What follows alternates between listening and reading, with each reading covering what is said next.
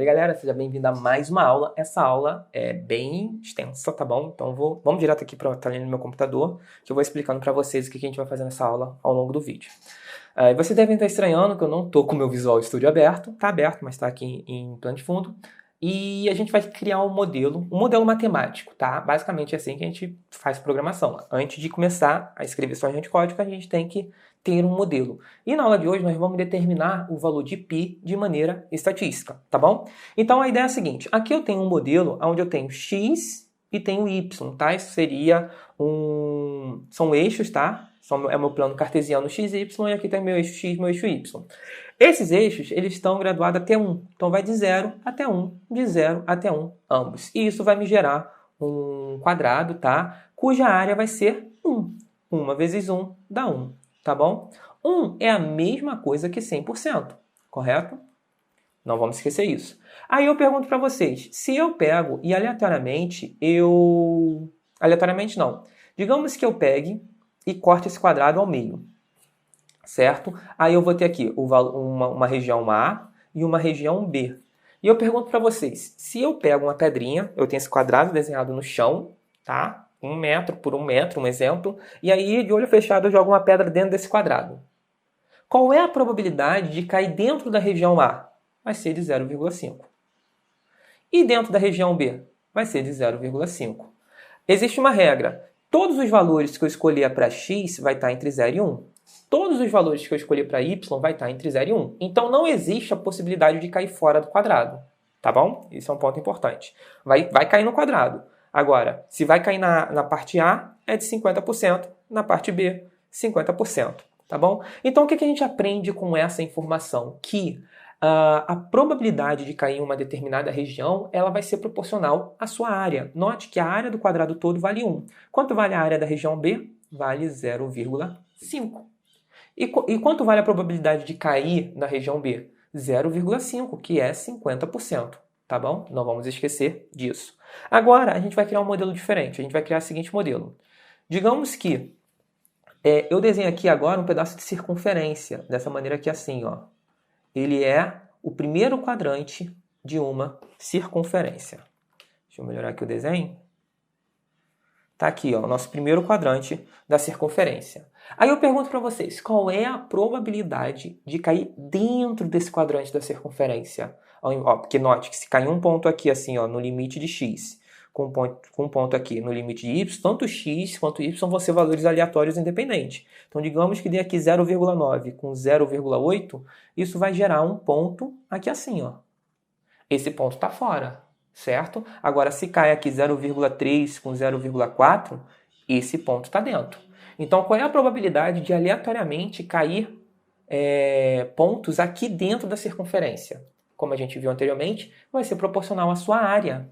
E aí eu pergunto para você, quanto vale a área dessa circunferência aqui? Quanto vale essa área aqui assim, ó? Essa área não é difícil de calcular. Essa área vale π sobre 4. Por que π sobre 4? Primeiro, como se calcula a área de uma circunferência? É π r ao quadrado, tá? Mas quanto vale o raio do que seria essa circunferência aqui? Ó, ela não está desenhada toda, né?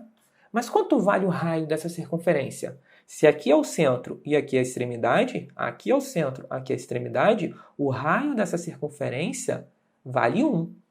Então, o raio vale 1. Então, aqui, ó, a área de uma circunferência completa de raio 1 o r ao quadrado vai ser 1 ao quadrado, vai dar 1. Então, a área da circunferência completa vai ser π.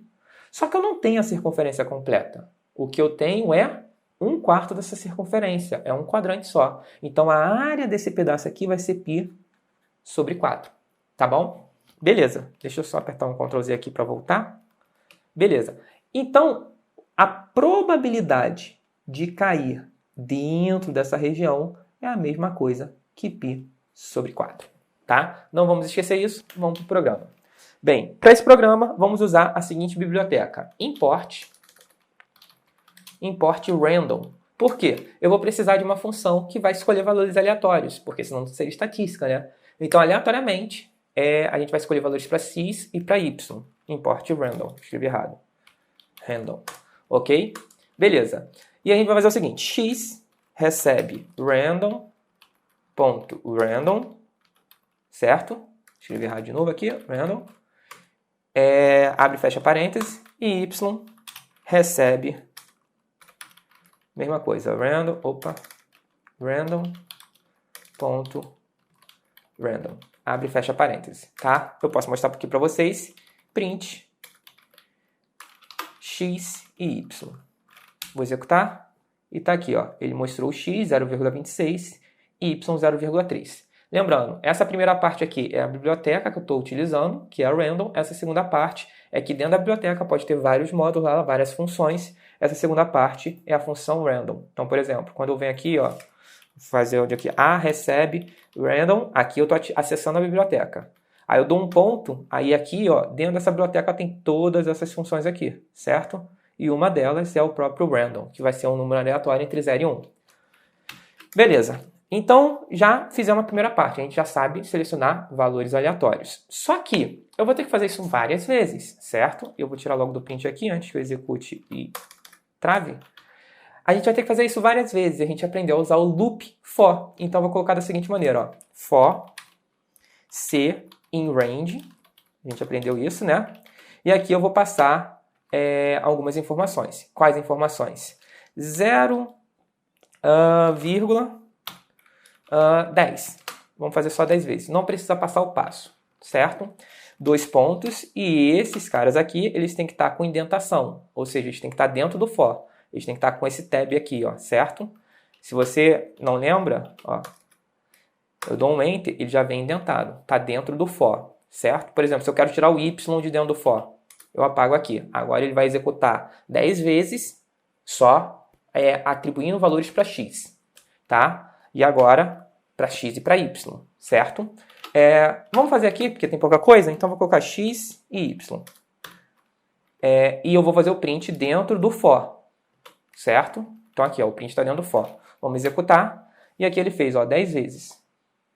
Na primeira vez x ficou 35, y 45, na segunda vez x ficou 0,95, y ficou 0,001, é um número bem pequeno, né? Então tá aleatório. Beleza. O que a gente vai fazer é o seguinte, tirei esse print de dentro do for, eu já estou fazendo várias vezes, porque eu preciso fazer várias vezes, né? Se eu fizer só uma vez e cair dentro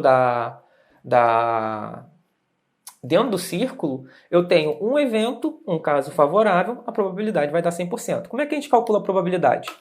Probabilidade é igual a caso, vou colocar dessa maneira, tá? Caso favorável. Caso favo, tá? Dividido pelo total. Total de evento. Total evento, tá? Note que aqui eu coloquei duas variáveis que ainda não foram definidas. Então, a gente vai fazer o seguinte.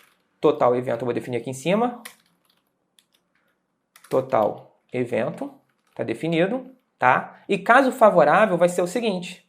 O caso favorável vai ser toda vez que x e y for aleatoriamente escolhido, eu vou ter que fazer uma análise desse x e desse y. Essa análise vai me dizer se esse par ordenado está dentro da circunferência ou não. Como é que eu vou fazer essa análise? Eu vou fazer o seguinte, ó. Dentro do for, porque para cada seleção, ele vai ter que fazer análise. Então, toda vez que o for executar um loop, ele tem que fazer uma análise. Então, dentro do for, tá? Eu vou fazer o seguinte. Eu vou pegar o valor de x ao quadrado. Eu não importei a biblioteca math, então eu vou fazer assim, para elevar acabei avançando. Eu vou pegar o x, eleva ao quadrado, tá? Mais y eleva ao quadrado, tá? A gente aprendeu a fazer esse eleva ao quadrado, mas nas primeiras aulas, usando 2 asterísticos, um asterístico só você multiplica, 2 asterísticos você eleva a uma potência. Então fica x elevado ao quadrado mais y elevado ao quadrado, e isso tudo dentro de uma raiz. Você deve lembrar o que essa conta significa. Então vou aqui, ó, abrir parênteses, fechar parênteses, ok? E para eu elevar a raiz, o Python não tem por padrão a função raiz. Mas basta eu elevar o meu valor a meio, que é a mesma coisa que tirar a raiz. Quando você leva um número a meio, você tira a raiz desse número. Então 4 elevado a meio é 2. A raiz de 4 é 2. Então eu vou vir aqui, ó, botei tudo dentro do parênteses, eu vou elevar, tá, a 0,5. que é 0,5. 0,5. Então, o que essa função está fazendo? Ela está fazendo o seguinte, quando x tiver um valor e y tiver o valor dele, tá? Deixa eu só apagar isso aqui que vai atrapalhar a nossa conta. Opa, função errada. Era esse cara aqui. Quando x tem o seu valor e y tem o valor dele, o que vai acontecer é, o x vai representar como se fosse um vetor, aqui assim, ó. O y vai representar como se fosse um vetor. E a soma desses vetores dá-se, o módulo dele, né? A soma desses vetores vai dar, por exemplo, vai dar um ponto aqui assim, ó. Vai dar esse vetor. A pergunta é, quanto vale esse vetor? Esse vetor, o tamanho dele, o módulo dele. Ou seja, vou colocar aqui, ó, não, vou até utilizar o próprio x. Esse vetor, que eu vou chamar de r, vai ser igual, r é igual a x² mais y², isso tudo dentro da raiz. Isso é como a gente calcula o módulo de r, certo? Se o ponto que eu tiver aqui, note que deu esse vetor, se esse vetor for maior que 1, quer dizer que está fora do quadrado. Agora, se sai dois pontos, por exemplo, esse mesmo x, mas com esse y, aqui assim, ó, gerando esse ponto, eu vou ter um novo vetor. E esse novo vetor, se eu fizer x² mais y² e tiro a raiz, vai dar o tamanho desse cara. E o tamanho desse cara vai ser menor que 1, quer dizer que esse é um ponto favorável. Deu maior que 1, é um ponto que não é favorável para a gente. Deu menor que 1, é um ponto favorável para a gente. Então vamos fazer um teste. Isso aqui, obviamente, tem que estar armazenado em algum lugar. Eu vou armazenar isso aqui como, sei lá, R. Vou chamar de R. R recebe esse valor, ok? Então eu criei aqui dentro do meu próprio for, criei uma variável chamada R. E note que o R vai ser atualizado toda vez, porque toda vez que eu for rodar, eu vou ter novos valores para x, e aí ele vai fazer a conta e vai me dar um valor para R. Então o que eu vou fazer é o seguinte, eu não vou executar, eu vou executar o for uma vez só, tá? E eu vou pedir para que ele printe o valor de R. Vamos executar. Opa, espera aí que eu buguei. Está aqui embaixo. O que está dando de erro aqui?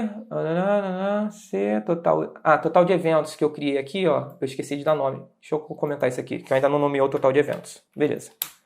Executei. Name não é definido. Tá aqui em cima também. Foi mal. Então vou comentar aqui. Certo? Então vou dar o F5. Agora, o que ele está dando aqui, ó? Deu o R, ele vale 1,22. Ou seja, deu um ponto fora. Vou executar de novo. Agora deu um ponto dentro, 0,66. Vou executar mais uma vez.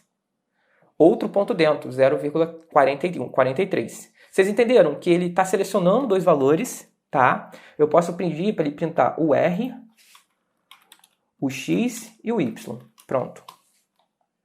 E agora, ó, o R deu 0,79, o X, note que o X é baixo, o Y é mediano, 0,71, mas a junção deles dá um vetor de módulo 0,79. Só mais uma vez.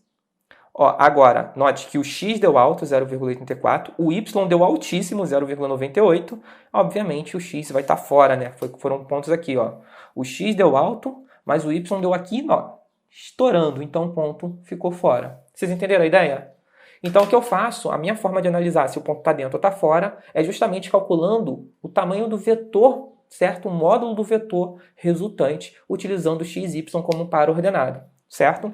Então, beleza. Agora, o que eu faço é o seguinte. Lembra que eu tinha um total de eventos? É quantas vezes eu vou ter que fazer isso? Porque dentro da estatística, eu posso fazer 5 vezes, ou 100, ou 300, ou 1 milhão. Eu não posso chegar na rua e perguntar para 3 pessoas, você gosta de rock? Aí eu tô bem em Minas Gerais. Você gosta de rock? Não, não gosto. Eu gosto de sertanejo. Aí eu pergunto para mais uma pessoa. As 3 falam que gostam de sertanejo e não gostam de rock. Isso não quer dizer que todo mundo em Minas Gerais não gosta de rock. Vocês entenderam? Para eu ter um bom resultado, um resultado preciso, eu tenho que perguntar a centenas, milhares de pessoas, talvez milhões, certo? Então, eu vou criar essa variável aqui, ó. Deixa eu descomentar ela. Total de eventos. E esse total de eventos recebe, eu vou colocar aqui um valor baixo por enquanto, que é o valor 100. Aonde que eu vou usar esse total de eventos? Aqui dentro do range. Por quê?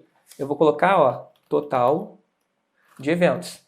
Porque quando eu mudar aqui, ele vai mudar quantas vezes o for vai fazer a execução dele. Lembrando que a ideia é a seguinte, o total de eventos vai ser quantas vezes o loop for vai ser executado. Ele vai selecionar aleatoriamente o valor de x e para y, 100 vezes, que é o total de evento. Quando eu quiser editar esse código, é só vir aqui em total de eventos, mudar para 200, para 300, e aí eu vou vendo a precisão que eu vou tendo quando eu aumento o número de eventos, tá bom? Então, beleza, esse é o total de eventos. Só que aí ainda falta uma coisa importante, porque como é que se calcula a probabilidade? Se eu jogo 100 vezes, 100 vezes é o total de eventos, aqui, certo? Mas dessas 100 vezes, 30 caíram na região de interesse minha, certo? Então, qual é a probabilidade de cair dentro da região de interesse? Os casos favoráveis, que no caso foram 30, sobre quantas vezes eu executei a ação, que foram 100. Eu joguei 100 vezes e obtive 30 favorável. Então, a probabilidade vai ser 30 sobre 100, que vai dar 30%. Então, falta ainda definir esse cara aqui, caso favorável. Como é que eu vou definir o caso favorável? Vou definir da seguinte maneira, caso favorável, tá comentado aqui, deixa eu descomentar. Caso favorável, certo? Ele vai receber, por enquanto, o valor 0. Ainda não tem nenhum caso favorável.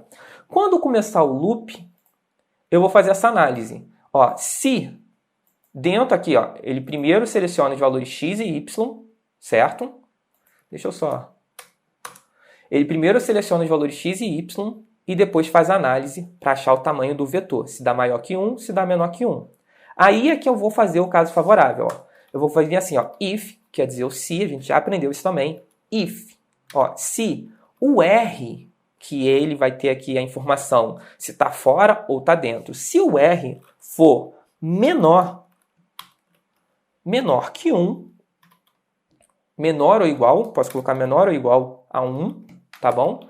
Se o R for menor ou igual a 1, faça o quê?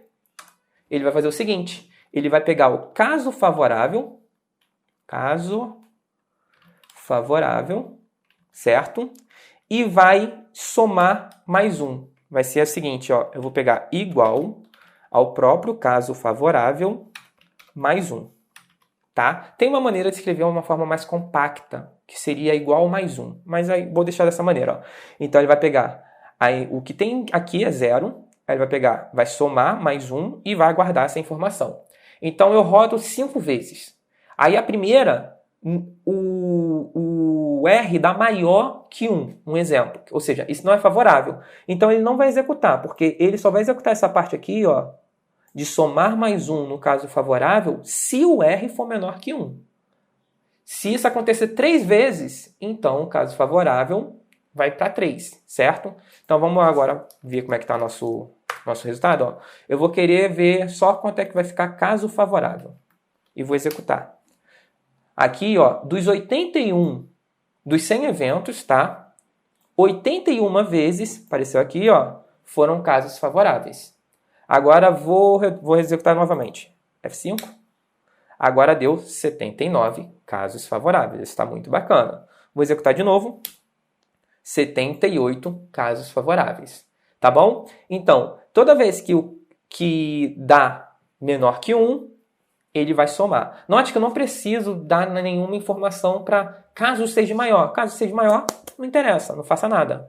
Eu só preciso dar informação. Caso seja menor, ele vai aumentar o meu número aqui, essa variável, mais 1, como caso favorável, certo? Bem, agora para a gente finalizar essa parte, finalizar o nosso código, já está quase pronto, o que a gente precisa fazer é calcular a probabilidade. Está aqui, a probabilidade é casos favoráveis sobre o total de eventos, certo? Então, basta eu pedir aqui, para ele printar.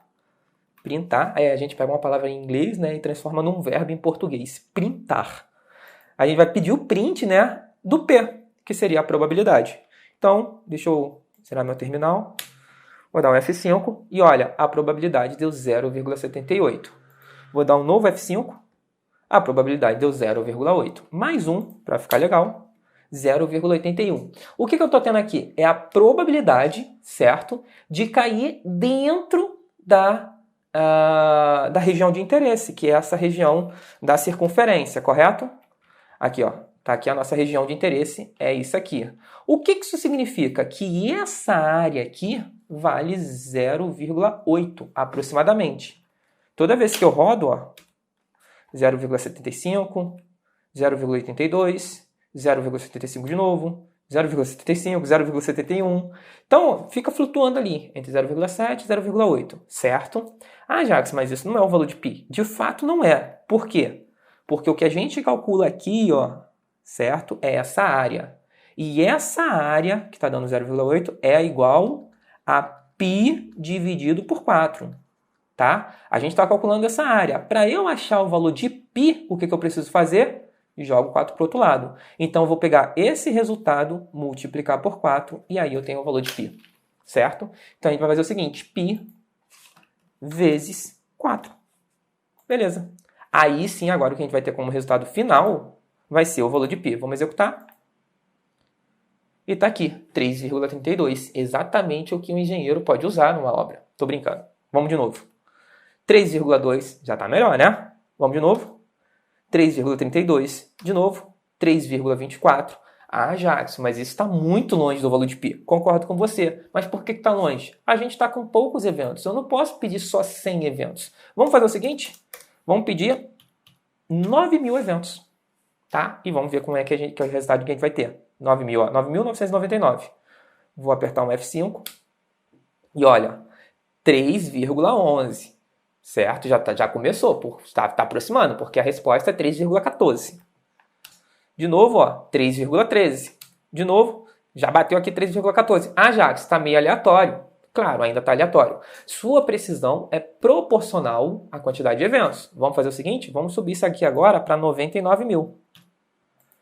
Ele está fazendo esse for 99.999 vezes, calculando a probabilidade, que seria aquela área daquela circunferência, multiplicando por 4 no final e te dando o valor de π. Então, ó, com 99.999, vamos executar 3,14, certo? Mais uma vez, 3,15, ó, tá mais ou menos, ainda tá saindo de vez em quando, tá saindo um pouquinho para fora, 3,13, 3,13, 3,14, 3,14, 3,14, 3,14. Note que está muito dano ali perto do 3,14. Para finalizar, eu vou colocar só mais um 9. Isso vai ficar extremamente pesado. Mas a gente vai usar aqui, pronto, F5. Agora note que meu computador já não respondeu na hora. Mas ó, 3,14. Mais um F5. 3,14. Mais um F5. 3,14. Agora não vai sair 3,14. Agora, se eu quiser mais precisão ainda, essa é a última 9 que eu coloco, senão vai travar o computador. Eu vou pegar aqui. Já note que ele já demorou. Estou esperando ele dar a resposta. Ele pode demorar um pouquinho, talvez 2 minutos, 1 minuto. Vamos aguardar. Opa, respondeu. 3,1416. O π é 3,1415. Já estou com precisão até terceira casa decimal. Vou fazer só mais uma vez. Certo? E aí a gente vai ter o nosso resultado final, que vai ser, vamos aguardar, 3,1414. Ou seja, o 141, ele está dando com precisão, a quarta casa decimal já está flutuando. Se eu quiser mais precisão, eu coloco mais 9 aqui, eu vou aumentando esse total de evento. Quanto mais evento, maior a precisão dos seus resultados. Tá bom? Então, o que a gente aprendeu aqui, para resumir, essa aula foi longa e densa, né? Primeiro, a gente precisa da biblioteca random para estar buscando variáveis, para estar criando variáveis com números aleatórios, tá? Essa é a coisa mais fundamental da integral de Monte Carlo, que é a técnica que a gente utiliza para utilizar da aleatoriedade dentro de um modelo e tirar algum resultado de interesse. Bem, outra coisa que foi importante é a gente ter em mente como se calcula a probabilidade. Eu preciso de total de eventos dividido por casos favoráveis. Só que no total de eventos já é determinado, caso favorável, eu só vou descobrir o seu valor depois de executar o loop. E aqui eu crio o loop, que vai ser a quantidade de vezes que eu vou estar ali pegando valores aleatórios, ok? Dentro do meu loop eu criei x e y com valores aleatórios. E por fim, esse cara aqui é minha condição. É aqui que está o meu modelo matemático, tá? Eu criei aqui, o R, ele vai estar ali criando uma ideia de condição. Se o R tiver um valor menor que 1, ele está dentro daquilo que eu quero, dentro do meu modelo matemático, que seria dentro da circunferência. Tá aqui, ó. Se o R for maior que 1, ele vai estar fora da circunferência, correto? Opa! Deixa eu voltar aqui. Então, o que eu tenho é o seguinte, eu crio esse cara aqui, que vai ser um parâmetro, que eu vou utilizar como condição, e aqui eu crio minha condição, ó. Se R for menor ou igual a 1, até 1 também vale. Eu vou pegar o meu caso favorável e vou adicionar ali, ó. Armazena aí, ó, que esse cara foi ponto positivo. E aí eu vou fazer 100 vezes. Se tiver 30 pontos positivos, vai ficar no final, eu calculo a probabilidade, que são os pontos positivos, eventos que foram positivos, caíram na circunferência, dividido pelo total de eventos, que é a forma como a gente calcula probabilidade. Por final, eu vou fazer o print da probabilidade. Lembrando que a probabilidade vai ser proporcional à minha área da circunferência, justamente porque eu criei um quadrado aqui, ó, de raio 1. Se eu criasse um quadrado de raio 2, eu ia ter que fazer essa correção, tá? E no final, eu calculo essa área, certo? Como eu sei que a área vai ser proporcional a π sobre 4, devido ao fato de isso aqui ser 1/4 de uma circunferência de raio igual a 1, eu pego esse 4, multiplico pela área e eu acho o valor de π, que é o que eu faço aqui no final. Eu pego minha probabilidade, multiplico por 4 e, por fim, eu tenho o meu valor de π.